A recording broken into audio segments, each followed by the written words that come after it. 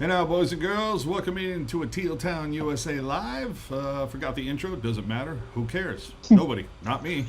So we're here to talk about the Sharks pre-draft, looking for a new GM, a new coach.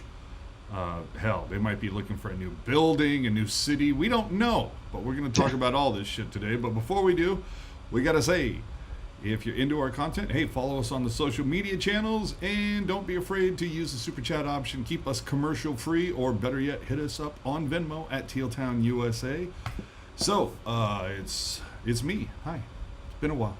And then Puck Guy and Ian, who were here like 3 hours ago. Fuck these guys.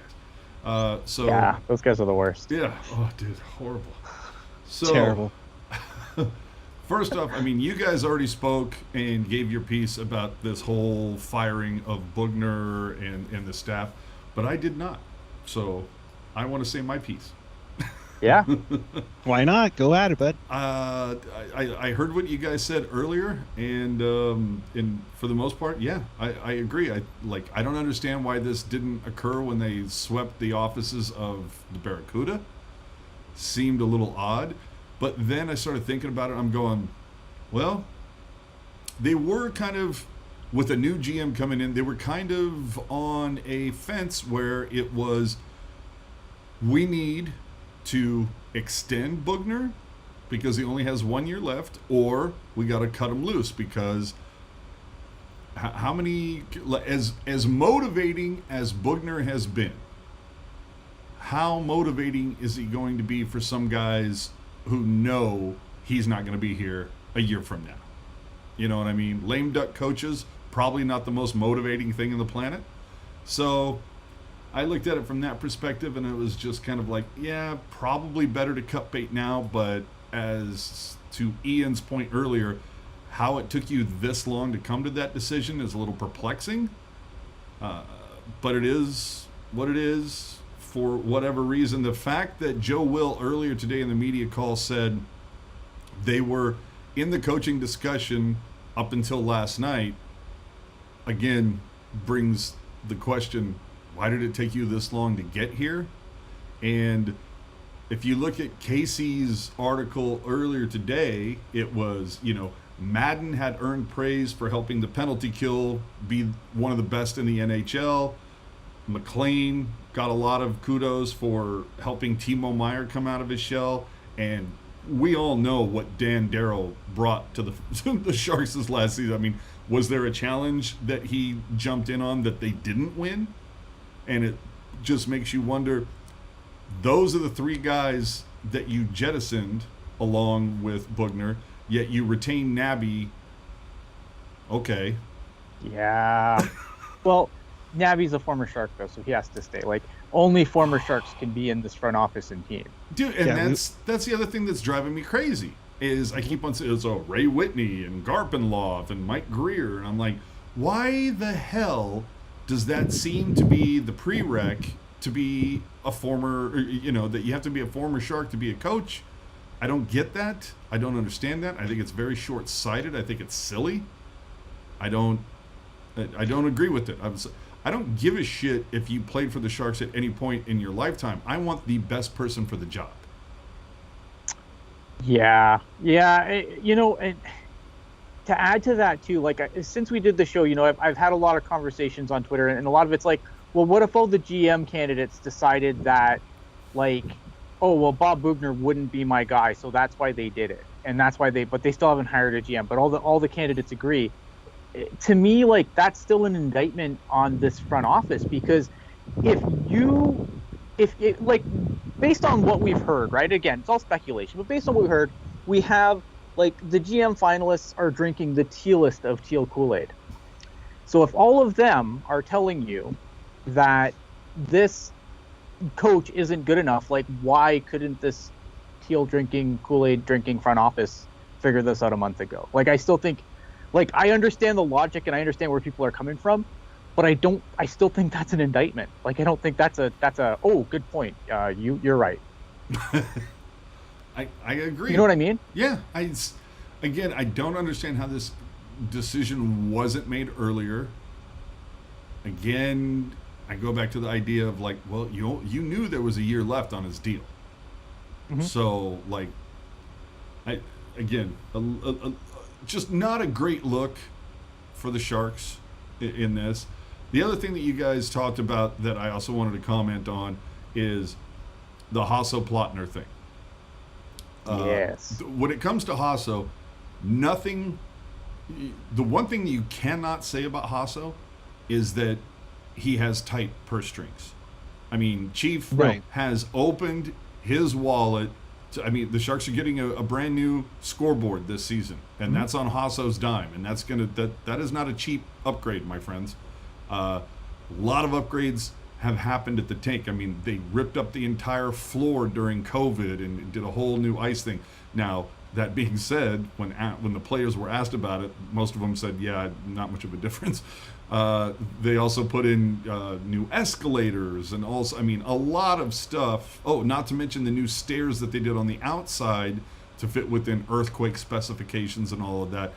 Hasso has thrown buckets and buckets of money at SAP. So I can't fault, And the team. Yeah, I can't. And Chief spends to the cap every. Yep. He's so I can't be mad at Hasso's wallet, is what I'm saying. No. What was he snowed by Doug Wilson for a while, or maybe believed in the vision a little too long? Remains to be seen. But we saw, and we've mentioned this before on the show, that Doug Wilson changed his MO a few years ago. It used to always be no deal longer than 5 years, but we'll hand out NTCs, NMCs like they're candy at Halloween, but never longer than 5 years. And then what happens? I think it was Mahalik, right? Got the 7-year deal. Burns gets the 8-year deal. All of a sudden, everything starts to change a little bit of that. And then I think the league changed though too, right? Like, we can't ignore that this was a league-wide trend where guys were getting locked up to 8-year deals across the league. And it is a copycat league. Yeah. Yep. Right? Nobody wants to sign the Luongo year-long deal. But, yeah, all of a sudden we started to see that transformation. And then who was it that said that, I don't know if it was Sarah Valley or one of the podcasts that mentioned that maybe the GM position in San Jose might not be the most sought-after position. And it's that was Sarah Valley on the Daily Face-Off podcast. Yeah, last time I looked, there's only like 32 of these positions. And no, you kind of want one. Yeah. Like, to me, if you take this position, I don't care who they end up getting, even if it's a case of, yes, you look at them on Cap Friendly and you go, oh, Jesus Christ, I have my work cut out for me. But if you make it happen, how much does your stock go up? You know what I mean? If you can turn this around with some really inventive ideas, man, is your stock as a GM going to go up significantly. But For sure. And look, Doug Wilson Sr. was here for how many years? Like 19? 19 years, right? Like, is this going to be... I'm curious to see how much rope the new GM is going to get to try and wiggle his way out of this mess that the Sharks are currently in. Because, and that's the thing I said earlier too. Like, it's if that's true, like if this isn't a sought after job. Now, you're right, there's only 32 of them, but if you feel like you're going to get in a situation where an owner is going to tie your hands, you don't want to be a one and done either. So I think I can understand that aspect of it. Well, and I might be wrong. Maybe there's only 31 of these positions because we don't count Nashville, right? Yeah, it's never going anywhere. Very true. You're not wrong. But Doug Wilson, here's the other thing that I would also say: if Doug Wilson doesn't, have whatever health issues that take him away from the team, would he still be there? Absolutely. Yeah, I have no doubt in my mind that if Doug Wilson was still healthy, he would be the GM of this team. And obviously, again, we say this every time, but there's said I hope nothing but the best for Doug Wilson, whatever he's going through. I hope that he is able to get through it. Absolutely. You're an asshole if you say otherwise. But yeah. So we had the discussion, the media call, I should say, with Joe Will earlier. Uh, again, and this goes back to something that Ian said, it's the cone of silence that it surrounds the Sharks with whatever they're going to do. Now, the funny thing is for me, is like the more that I hear Ray Whitney or Mike Greer or somebody else mentioned, to me, the less and less I think that's actually going to be the choice. I mean, there was something put out that said, like, if the name gets out into the zeitgeist, into the Twitter sphere, that would actually be like a mark against you. So I want it to be like revealed Scooby-Doo style, that it's Doug Wilson Sr. all along. I would like that. They would have gotten away with it too for those kids and their sources. Yeah, unmasking it's Doug Wilson Sr. Their damn sources and speculative articles that have been going on forever. So we heard all of that from Joe Will this morning, that it's a process and blah blah blah, and it's so funny to look at the social media, particularly on Facebook. The speculate. Oh, there somebody this morning going, oh, they're totally going to announce their GM later today. Sorry. Yeah. And we were hoping. to be fair, I would not bet money that it's going to be announced before the draft. There is no definitive timeline on this. The work. Now, this is the other thing too. For all the people, the Facebook peeps that are like shouting from the mountaintops, all of the work for the draft, this has been done months and months and months ago. And Doug Wilson or whoever, GM, they are a figurehead at the draft. They are the ones that are handed the pick, and he goes, yeah, sounds good. And goes up there and says, how do you pronounce this again? Okay, cool. And he goes up there. And he takes the picture and he smiles. Exactly. This work has been done months and months ago by Tim Burke, by Wilson Jr., by scouts all over the continent, all over the world. So, this work has been done. Yeah, so, that's something that I've tried to stress on Twitter too. It's like, I know people get fixated with dates and they want things now because that's just the society we live in, right? Like everything's just instant. We're used to instant gratification. We get instant news. We get whatever. So when Amazon Prime, bitches. Right. So when nothing happens, I understand people getting antsy, but the draft was never a pressure point for me.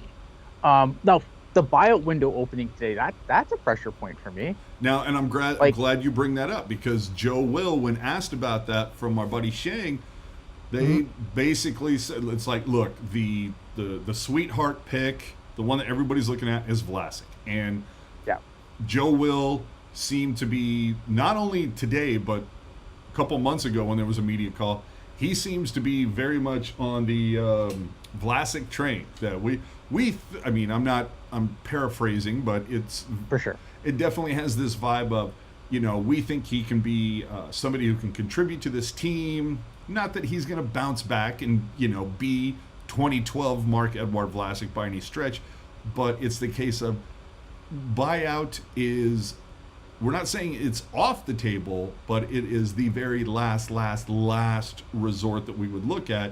And I'm on record saying that, you know what? Make him the highest paid seventh defenseman in the league next season. Why not? Oh, that buyout penalty is gross. Exactly. This season. So why make it 8 years, where if you can limp along for a year and make it 6, it makes it a little more consumable. But again, make him the seventh. And maybe if he's the seventh defenseman on the team, perhaps that expands his no trade, no move for him. All of a sudden, instead of 3 teams, he's like, here's 15 teams I wouldn't mind going. He has a full no move. I mean, he doesn't have to go anywhere he doesn't want. No, he doesn't have the sweetheart 3 no trade. No. It's funny you say that, and this is some new information that came across my wire the other day that I actually was talking with Jerk about. Is that it? According to Casey, or Corey. According to Corey, Vlasic has a no movement clause for this year. And then the Okay. And remaining then it 3 turns into years the no goes trade. into a modified where he submits a list of 3 teams. So so similar to how the hurdle deal is constructed. So Right. one more year of this. So again, I'm on I'm on team limp along, and Yeah. make him the 7th highest paid defenseman in the league, or the highest paid 7th defenseman in the league, and just roll with it. And then next year you've got the 3-team deal. And like I said, after a year of being the 7th D, maybe that 3-team deal for Vlasic gets a little bit bigger. We don't know, but I'm very much team limp along. Now, why am I there? Yeah, that bio penalties, like, I understand, like, look, I am not Mark Edward Vlasic's biggest fan at this point, but I just think that penalty is just it's Gentry, gross. though, Right. It's gross. It's an absolutely, like, I think it does more harm than good to do it now. Like, Yep. I'm not sitting here pumping the tires of Mark Edward Vlasic. Like, but I think there's other ways you can tinker around the roster a little bit that make more sense than buying out Vlasic at this point. Yeah. And again, I have no delusions of this team being good next year. I don't care what the Sharks sell me. Like, I'm not buying. I'm not buying anything. And that's another place where I'm at, where it's, look, you obviously want to pump up the tires. You want to spin the best brand possible, yada, yada, yada. We're never going to rebuild and blah, blah, blah. Despite the fact that, let's be honest, you've basically been in the middle of a rebuild for the last couple of years. It is what it is. The fact of the matter is, Becker, a year or so ago, president of the team, Jonathan Becker, came out and said, it's going to be very difficult for me to sell a 3-year deal to a season ticket holder while telling them we're going to suck for these 3 years. And I'm on the other side of it going, well, if I'm a fan, if I'm enough of a fan that I'm going to buy season tickets, I already know you're going to suck for the next 3 years. Yeah. Like, I am aware of this. Like, fans have figured it out. Like, I mean, you don't have to look. I mean, you could obviously look at, you can talk about COVID and everything else, but if you think that it's just all COVID, like, that's why the Sharks attendance has done what it's done, then I got a bridge in New York I can sell you too. Like, yeah, and a big statue if you think next the to it holding performance of a this torch. team, right? If you think that this team's performance has nothing to do with the attendance issues at SAP, like, fans are smarter than this. So I don't know what the benefit is of being like, okay, well, we're just going to keep going for it, because I think that probably does more harm to your brand than It's patronizing. than this. It is. It is kind of patronizing. It's patronizing. It's, again, going back to that quote that Doug Wilson had a year ago that said, we're not as far away as people think. And I'm looking at the schedule from last year when it first came out, and I'm starting to go through, and I'm like, no, I think you're pretty much right where we think you are. And what Vegas said and what ended up happening is you were actually worse than where you projected to be. And this goes back to the Bugner issue, where the first year he gets thrown into the fire halfway through not all the way, a third of the way through the season, but he gets saddled with CUDA coaches, right? People are promoting. Yeah, because the coaching staff had to be, who were we paying? There's a pandemic going on. Like, so you have to deal with for that. all the talk about how we praise Hasso Plattner for opening his wallet, like, there have been situations where, and look at me, it's his fucking team, right? Sure. He can spend the money the way he wants to spend it, but, like, there have been moments like that where it's like, I need to figure out who I'm paying, because I am not hiring anyone right now. Well, Bugner thrown into the fire that way. Then the following year, it's spend the entire camp in Arizona. 12 of the first 14 or whatever are played in Arizona. Like, they're just hosed. So this year, it was like he actually had a real camp, had the coaches that he wanted in place, despite Rocky Thompson leaving at the last possible second. But you had all of those pieces in place, and one of the things that was thrown at us through state media over and over was the fact that, wow, the Sharks, no other team has had more rookies play this particular year. Yeah. So he had to make chicken salad out of chicken shit. So that's why No doubt. that's why I sit there and kind of go, like, there are some people that go, they question some of the deployment, and I was one of them too, where you're just going, wait a minute, Nieto's out there on fucking overtime against Landeskog or Right. what? Yeah. Like, what Yeah. the fuck are you doing? Right. There was one particular game against the Edmonton Oilers in overtime, I remember, where they put out like a who of 3 players, and you're like, why? And following the game, Bugner thought, well, the strategy was we'll get Nieto and we'll get like a Barabanov and like a like a Merkley out there, like guys with speed or whatever that can try to contain Connor until he comes off, and then we'll put out our oh shit, the puck's in the back of our net already. Okay, well, it was an interesting idea, guys. So yeah, on that I can understand why people will dump on Bugner a little bit, but I still go back to the idea of like, this was his first time he actually was able to put together a squad and have everything going in the right way going into camp. They mentioned this is one of the best camps they've ever had. They, one of the things that wasn't mentioned in the media call, it's like, oh, by the way, not only do you have like limited talent on this team, your best scorer from last year, he's not here anymore. So you got to deal with that. I think it's a situation of like two things can be true, right? Like Sure. Bugner got a raw deal. I think that's fair, but he was also a shit coach. Two things can be true, but I don't think, I think some of his deployment choices can absolutely be questioned, but one of the things that I don't think can be questioned, the Sharks this season never waved the white flag. No, that's true. When Jones was in net, they'd get down 2 goals and it would be like, fuck it, we're out. Game over. I guess we'll go to the next game. But this year, that's one of the things I have to give Bugner credit for, is he had these guys going until the end.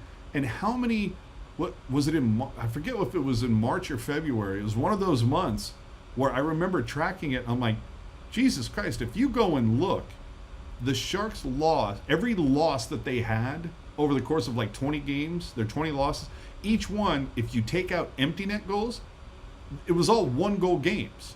It's not on Bugner that this team doesn't have enough offense, that they're a one-line team. That's not Bugner's fault. No. I mean, the Sharks have become like an absolute comedy of errors.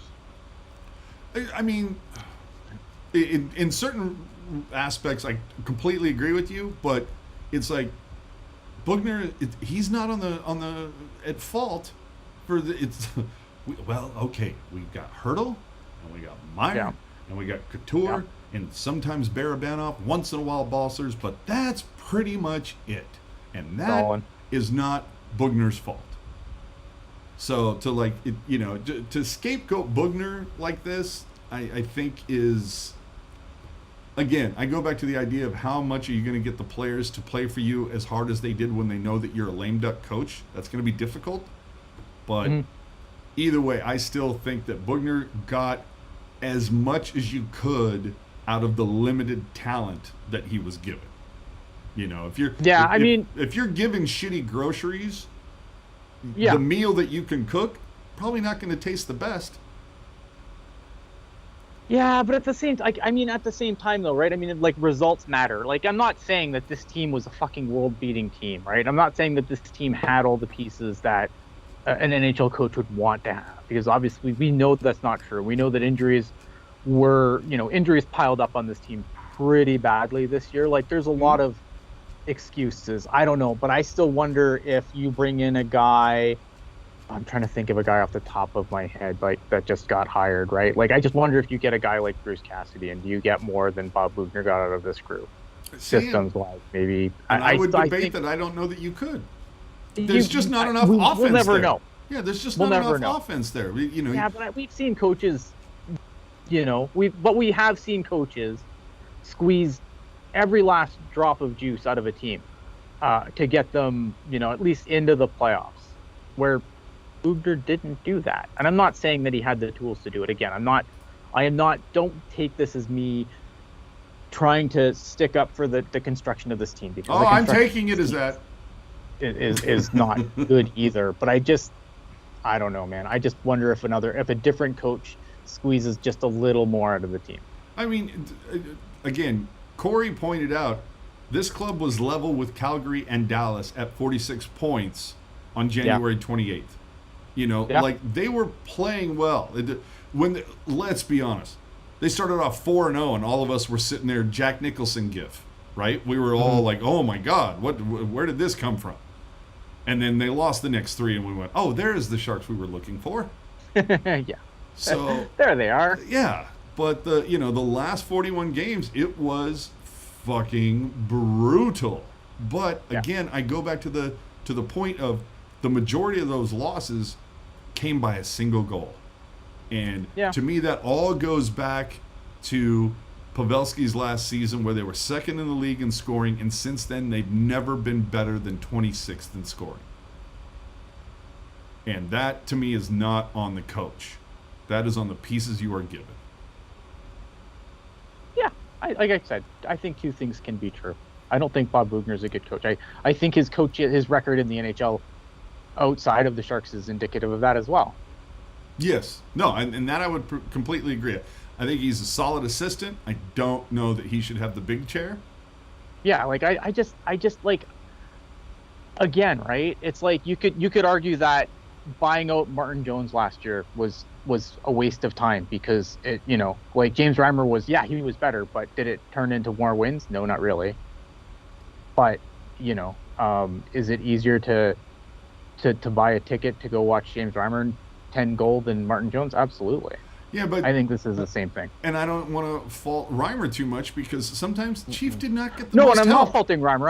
I'm just saying, like, you know what I mean? Like sometimes things that don't seem like you could argue, like, you could keep Bob Boughner in his spot for another year and wait for another crop of coaches to come up, but like sometimes I think changes, even though they might not seem worthwhile, I think in the longer run can be better. Well, let me ask you this: what coach is on your radar? What is somebody who is available right now that makes you think like, Because I'm with you. I'm tired of the retread movement as well. Like, I want some new blood. I'm very much like, and seeing now this is going to go against what I was saying earlier with the whole, like, well, being a former Shark is a huge thing on your fucking resume. But I've been saying forever, I'm like, I'm very team Marco Sturm. Oh, I'm absolutely Marco Sturm team. I mean, that guy. But I mean, Ian, we talked about this earlier, but Andrew Brunette. I mean, you could bring in a guy like Andrew Brunette. Like, again, I don't think you have to look far to find a better coach than Bob Boughner. And it goes back to, what we said earlier about, like, kind of how this front office looks kind of fucking inept right now. You waited until all these coaches got hired and then decided, oh man, Bob Boughner is not our guy. Like, it took you this long to decide that. Yeah, like, nothing that's happening in this front office looks incredibly good on them. So, and again, though, that goes back to my whole lame duck theory. Is there a coach that they already have in mind? You know what I mean? That's kind of flying under the radar. They've talked to they've talked. Joe Will spoke about it at length, that they were doing 4 to 6 hour Zoom interviews with 12, 15, 18 different candidates, and talked about their vision for the team. And there may be a couple of coaches that the Sharks have in their back pocket for ideas. What do you think of this? And that could play into part of it. Or they could have spoken to a couple of the candidates that told the Sharks, somebody who isn't being given an opportunity, or no one's talking about, is this person. That is the person that I'd be looking at. Right. So hire that GM and then let him fire the coach and let him bring in the new coach. Because again, I agree with you. This all looks amateur. This looks so amateur hour, because you, like I said with Puckeye earlier, right? Like, you have a bunch of carts, but no horses to bring them anywhere. Mm-hmm. No, I agree with you. And it's not just amateur hour to us. I mean, how many people called out the Sharks about, oh, I feel bad for Bob Boughner? I think we saw Friedman, LeBrun, Wyshynski. This doesn't look great right now. I feel bad for the Sharks. I feel bad for Bob Boughner too, but I feel worse for the Sharks, because you waited until now and let a bunch of guys get hired before you made a decision on your lame duck coach. Again, absolute ineptitude. And 2 weeks ago, you might have had it cream of the crop to pick this.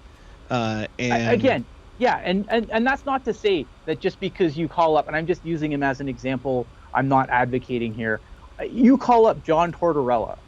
There's no guarantee John Tortorella is coming to San Jose. You call Barry Trotz. There's no guarantee Barry Trotz would be like, yeah, San Jose, fuck yeah, I'm in, right? Like, you don't know. But to not even have the opportunity to interview these guys because you haven't made a decision? Well, to be fair, though, Barry Trotz is still available. Barry Trotz is still available, for sure. But you know what I mean, though? Like, Bruce Cassidy, pretty much anyone other than Peter DeBoer. Kevin Lacey was talking about Jim Montgomery. Like, there's a guy, I think, former Shark, deserved another kick at the can. Shark. Former Shark. So you have that going for you. And I'm not saying because he's a former Shark, but there's a guy, who is getting a second kick at the can that maybe you would want to at least interview for the job. I mean, obviously they want to interview him. He's a former Shark. And that is how you get an interview with this organization. Yeah, it was like, I think if you just show up next to SAP Center with your old jersey on, they'll interview you, right? What do you want to do? Do you want to sell some tickets? Do you want to be a GM, maybe a scout? What do you want to do? What's your level of commitment here? So what I'm getting at, AJ, is maybe I was that close when you talked to Becker about getting named GM. Just saying. It could have been. The only thing that I've received card confirmation on that is not in the running is Brody Brazil, and that is true. Right. That is true. I've received hard confirmation on that. He does not get a look. It is what it is. So anyway. But does Curtis Brown get a look? Oh, crap. Don't get him started. Dude, you are poking the bear, dude. Started. You are poking the bear, brother. I know I'm poking the bear. I know. I know exactly what I'm doing. Yeah. So with that, we're going to see what happens. But the only thing I can sit here and say is look, do I think Bugner got kind of a raw deal on this? Yeah, I do. That's my take on it. As I stated, it's had to come in 2019-2020 season, deal with being injected third of the way through the season, being given an AHL staff.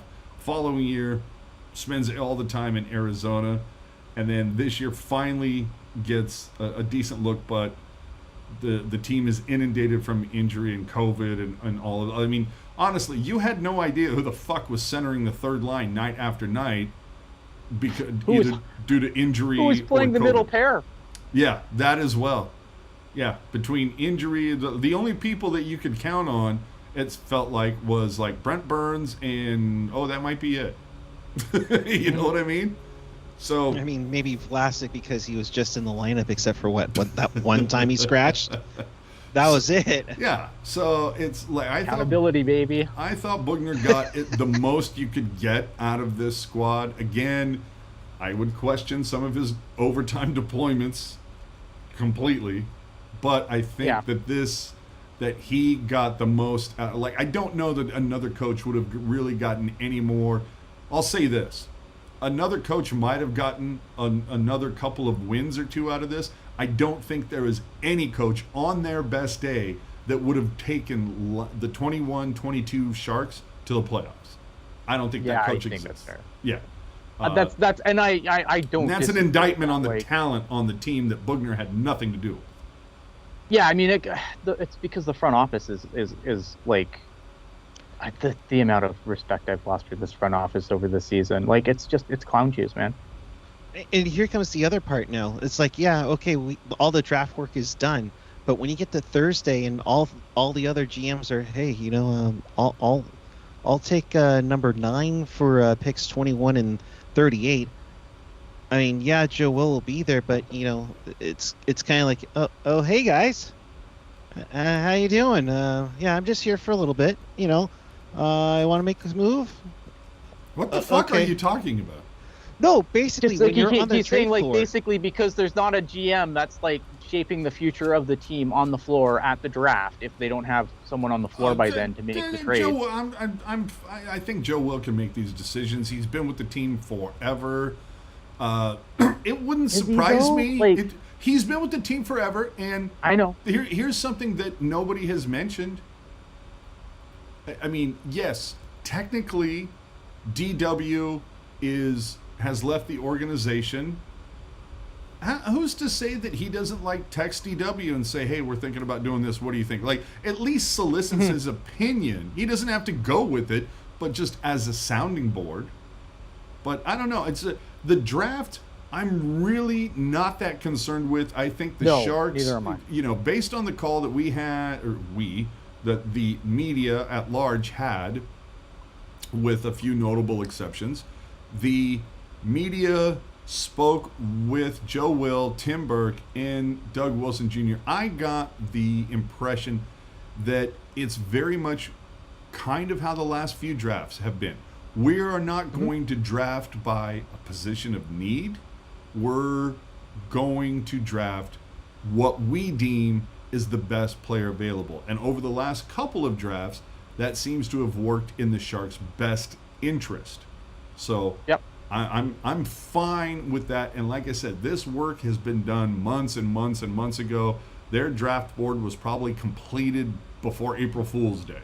Like, they knew, they've locked on to the players that they are most interested in if they're available at certain points. Now, that being said, who's to say that some slapdick organization doesn't come along and pull a Mirko Mueller on this shit and say, "Hey, Sharks, we'll give you this pick and this pick to move up 2 picks to take your 11th, and then we'll give you 13th and 22nd," or whatever. I'd be like, yeah, hey, that could be interesting. Now, Doug Wilson Jr. also pointed out that this draft is deep in that there's a lot of unknown aspects going into it because certain players were unable to play during COVID. They lost some time there.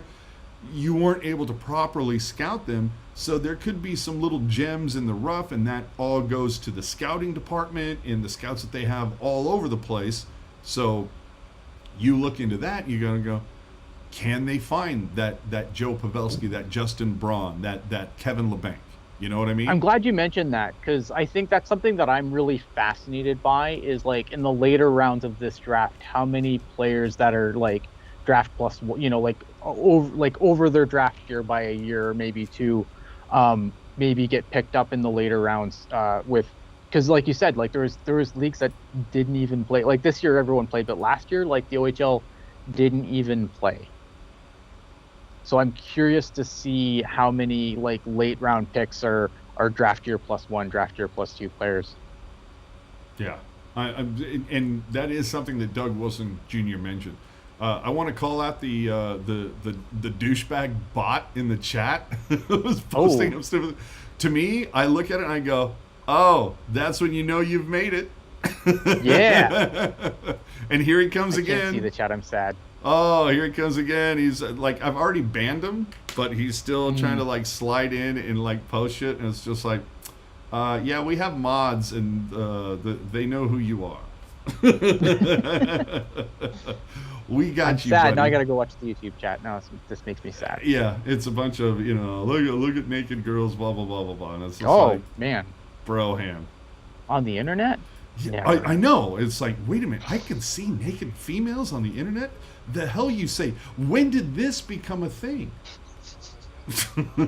Yeah, CNHL, you want to do incessant gambling ads? We're gonna go one better. Yeah. Porn, baby. Hell yeah. So I mean, Eric, if you can take a look at that, make sure that sucker's in timeout and all of that. I'm looking. Yeah. Yep. So anyway. I'm not looking at the thing. I'm looking at our chat. Sure. We've seen your tabs before. We know. Shut the fuck up. So let's just touch on a few other things before we get out of here. Keep hearing the speculation. Whitney, Greer, Garpenloff are reported among the finalists. None of this excites me, but I don't hate it either. Like none of that. I'm on team. Let it play out. Yeah. As am I. None of it excites me, but to put it in a hockey jerk kind of phrasing, from what I'm hearing, many people are saying that though, like the names that we're hearing aren't even close. Like like We'll see. Like they might have been talked to, they're not in the finalist group. So yeah, we will see. And so here's the other thing: is I get, and I'm not trying to dump on anybody specific. This goes across the board, and this goes across sports. What basketball, football, baseball, hockey. The speculative articles, it's what if, the San Francisco Giants get Aaron Judge? Well, tell me when it fucking happens. Exactly what Ian said. What was it, a couple of shows ago? Just tell me when it. This morning. Tell me what happens, and I will give you my opinion. Like when something happens, I will give you my fucking opinion. But until then, I understand. I get it, man. I understand. Like, yeah, exactly. I get it. Like, there are podcasts and websites. They got to pay the bills, so they post the clickbait, the speculation shit. What if this? What if that? If this happens? I'm just saying that there's probably a certain amount of people out there that love to get riled up by that. I'm just saying it's not my jam. No, yeah, I'm with you. Yeah, it's just not my vibe. I want to talk about what is, not what could be. So that's no, I feel the same. I mean, and look at again, like this spoiler alert, this doesn't feed my family. So I don't care. Right? And that's the whole thing. It's like, I get it. You want to post speculative shit for clickbait to pay some bills. I get that. And again, I'm not calling anybody specific out. This is across all sports, across all different platforms. I'm just saying this is, we see it. We see it politically. It's like, let's post something to get them clicks. So that's, Ian and I are, of the same mind where it's like, if that's your jam, hey, listen to it all day long. It's just not mine. I want to talk about what is, but I do think it's the thing to take from that, though, is that when you see article after article saying, it could be Whitney, could be Greer, could be Garpenloff, could be this person, or whatever. What happens if it ends up coming out where it ends up being somebody that wasn't even on their fucking radar? Like, how much credibility do you lose? You know what I mean? That you've been posting these names for these are the ones they're talking to and blah blah blah. I don't know. It's hard too though, because like the names that are saying these names, like they're not going to lose any credibility. Like, you think Pierre LeBrun's going to lose some credibility here if it turns out to be Patrick Marleau's the next gem of the San Jose Sharks? I mean, Facebook not necessarily lose that credibility, but there's a little bit of trustworthiness, Yeah, for sure. Like, we all know, the LeBruns, the Saravallis, the Friedmans of the world, they're pretty plugged in.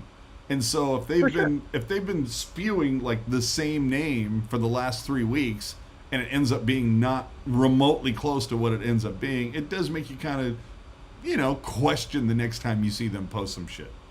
Yeah, but like the San Jose Sharks front office inner workings are better protected than the nuclear codes. So no, and I feel you on that. And let's be honest, even if they miss, even if the LeBruns and the Friedmans and the Saravallis of the world, if they miss on this one, they still, they're still batting like 800, 850. True. Yeah, true enough. Like, I don't get, like, again, man, I love everyone, right? Oh, I've covered my camera. I love everyone. So I'm like, I'm not. Except I know Philly you're not, fans. Fuck those guys. I am not trying to say I'm not trying to say that AJ's out here trying to pick fights either, because he's not. Like, that's not what's happening here. I get it. But I agree with, like, wholeheartedly. Like, I know a lot of people are like, oh, what about this? I'm like, I don't get paid to do this, so like, give me something like actual with meat on the bone to talk about. I'll talk about it for hours. Like, look at what I've done today. I've sat in a dugout at the Nipigon Community Center on my phone, getting eaten alive by mosquitoes. It's the engine that drives social media. It is, yeah. No, it is. We need something to scream from the mountaintop about.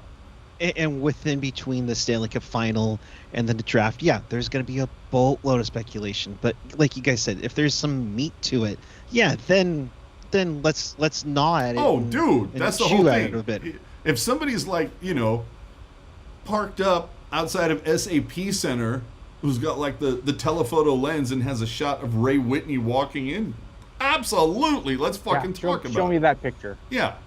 But, as they say on the social, pics or it didn't happen.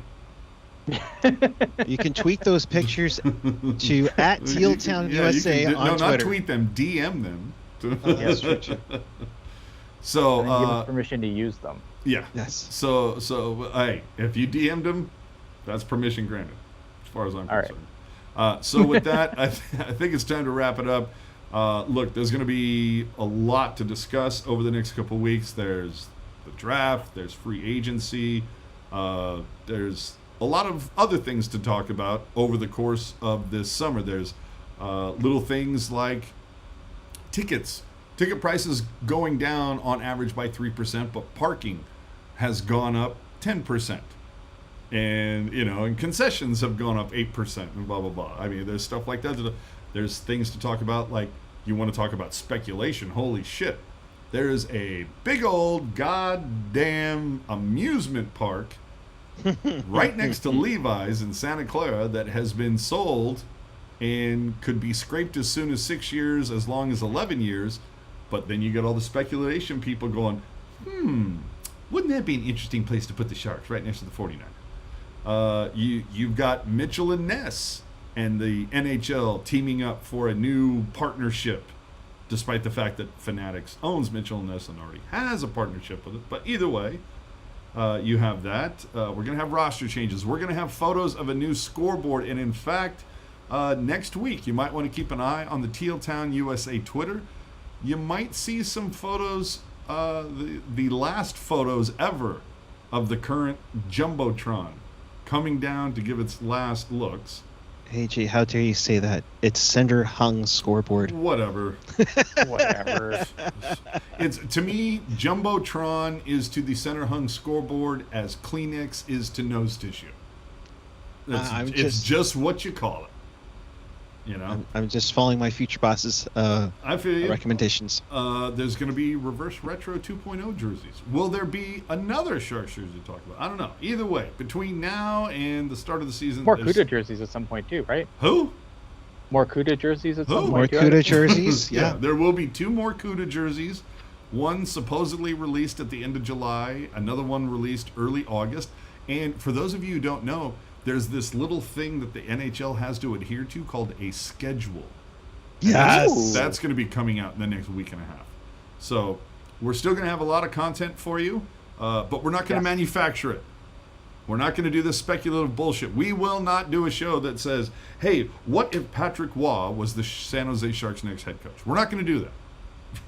We're going to talk about what is. We might not do that. Teal-tinted glasses might. No, we won't do that either. Well, okay. Now, that's the whole thing. If you want to hear the what if bullshit, Teal Tinted is there for you. They are there to tell you what Jerk, Lacey, and Ian will tell you who the best goalies on the planet are. We did a tier list, and it was fun. If you haven't checked it out, check it out. It was a fun show. I thought it turned out really well. There you go. Yeah. See? We will tell you stuff. But, again, there's still meat on the bone there. A little bit, yeah. A little bit. So, final words, Puck Guy. Hey, let's... Okay, then. Ian. Go ahead, Puck Guy. I've missed you, AJ. Fucking A. Hey, it's a clean start, clean slate. Maybe we finally, evolve is what I think we saw from Joe Will. It's the new evolution of Sharks hockey. In other words, it's rebuilding. So, I'm at Puck Guy 14. That's really bold of you to think that, sir. Evolution to what are we evolving into? I don't know. Into a younger squad? That screams rebuild to me. The Arizona Coyotes? Oh. Hey, we have a better building than that 4,000 seat Sun Devil rink. The Sharks minor league team has a better building. Bam. You're welcome for that assist, AJ. Are you done? Oh yeah. Oh, Twitter, okay, Ian, go Instagram, ahead. 14. I mean, this fucking team. But what else can I say at this point? This fucking team. You know what? I think I have a long ride home Sunday to really ponder all this stuff, and then I'm sure there'll be a Teal Tinted Glasses coming up. Hopefully with something actually to talk about, like, not just more questions than answers, which is what this summer is. This is what this Shark summer has been. The Shark summer has been the summer of more questions than answers. I'd like some fucking answers at some point. Yeah, I'm dying to see that white smoke billowing over the top of the arena that says, okay, we have chosen a new GM. That's the other thing to keep an eye out for here at Teal Town, USA. When it happens, we're going to cover it. We're going to be in on that reveal, whether it's done via Zoom, whether it's done at SAP Center, remains to be seen. Will any of the local sports radio stations cover it? Probably not, so that's why we're here for you. Have they still not tweeted out about it? AJ? Who? Has any of the other Bay Area sports stations tweeted out, oh, hey, by the way, yeah, I'm looking. Don't know, don't care. It's like I No. looked. There's a little I bit looked of a care. within. No, I looked within the first hour that it happened, and it didn't. And to me, that was like, no, you lost your window. You don't get points for putting out the fire that you started later. You know what I mean? It's like, no. Yeah. You mean, had like, your opportunity.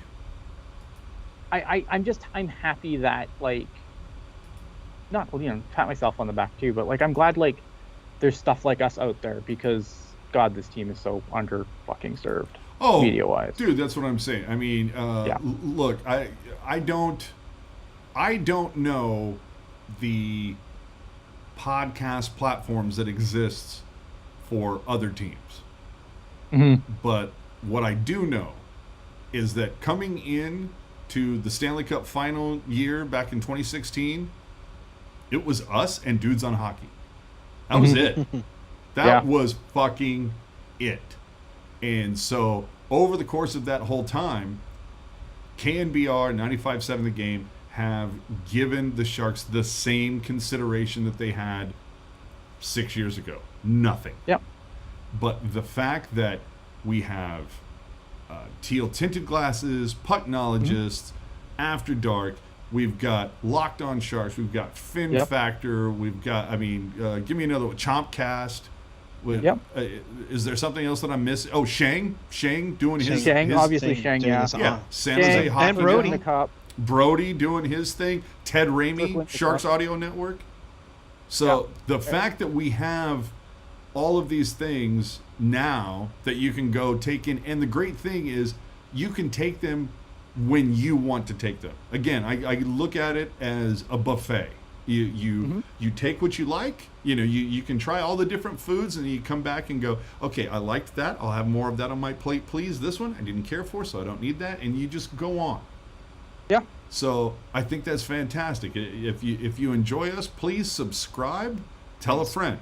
Absolutely. Absolutely. If you enjoy Locked On, if you enjoy Fin Factor, any of the other ones, subscribe to them. Absolutely. Show them the love. The thing, give them the support. Exactly. I think that's the important thing is, if you like any, and again, it doesn't have to be just us, man. I listen to a lot, you guys know, I listen to a lot of Sharks podcasts. Because I try to have a feel for what everyone's thinking, right? And just support whoever you do it doesn't, if it's not us, fine, cool, whatever, man. I don't care. And if you want to burn us an effigy, I did this when 3 people were watching. Right? I did this when 3 people were watching. I would do this with no one watching, probably, maybe not. I don't know. But support whoever you like. Please support them, because this, and maybe one day the actual media will actually give a shit. But if not, support the guys that are doing the work. Right? That's the whole thing. It's the ones that care about it, give them some love. And again, if none of us are in competition with each other, we've all got our own jam. We've all got our own vibe. I know some people think like that, but again, I listen to a lot of different Sharks podcasts, and I like most of the other people that do this, and it doesn't matter if they like me or not, right? If they don't like me, that's cool, but I like them, so it's whatever. Yeah, the buffet metaphor, it's check it all out, and if you dig it, subscribe, tell a friend, and if you don't, then shut the fuck up. Tell a friend. No, just if you don't care for it, then you know what? Move the fuck on. Why waste your time tearing down somebody? Support what you like. Yep. And if you don't like it, then move the fuck on. Yeah. So Yeah, no, I agree.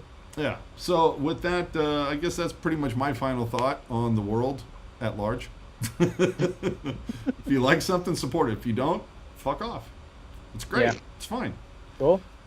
So again, a lot going on. The only thing that I can tell you, definitively, no speculation, is that there will be a draft next Thursday. That's what I can tell you, and that's all I can tell you at this point. Will a new Sharks GM be announced between now and then? We don't know. Please, God. Please. And Yes. so we're not Please. going to speculate whether there will be. We will just talk about it if and when it happens. So with that, I can tell you that the next time we go live, it will have to do with the draft. I'm assuming you guys, both of you, I don't know, some conglomerate of you, because I'm out. I'm on vacation. So Well, Yeah, I will be. I think day one of the draft, I don't work. I'm not sure about day two. I know that when I get back, once I get home, I'll be talking to Jerk and Lacey about getting another TTG going. I'm sure with everything that's happened, we could do a whole show on that, and so look forward to more rehashing of all the same shit we talked about today, but maybe with some sober second reflection. there you go. So yeah, Ian, Puck Guy. I'm still gonna say this fucking team. If anything breaks between now and Thursday, Ian and Puck Guy will fix it. And then after that, As long as it doesn't happen Sunday I'm on the road. I will not be able to do this. well, somebody will pick up the slack, and then we move on to free agency, and of course the eventual announcing of a new GM. Whether that happens in this calendar year, we don't know. We're not really sure. But we just go with the flow. So with that, we thank you very much for watching. Again, we're going to remind you, if you enjoy the content we deliver, please do us a favor, subscribe to us on our social media accounts, whether it's YouTube, Twitter, Instagram, Facebook, Reddit, whatever's your favorite. Please use that option. You can always support us and keep us commercial free if you use the super chat option on YouTube during our live shows, or better yet, hit us up on Venmo. You can find us at Tealtown USA, and that's all it takes. So with that, guys, look, it's been a ridiculously odd last couple of months, and I feel like it's going to get stranger before it gets better. So How many more carts can we line up without horses? at some point, a horse will walk in, and in fact, again, pictures didn't happen. If I don't see a horse outside of SAP Center, we have issues.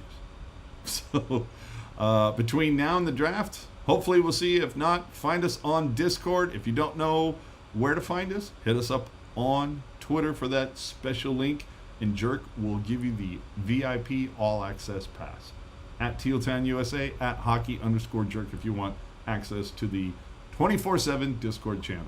Aside from that, thanks for checking us out. Follow us on Tealtown USA. Check out the website, tealtownusa.com. Good evening, good night, good day, good afternoon. Everybody, enjoy it.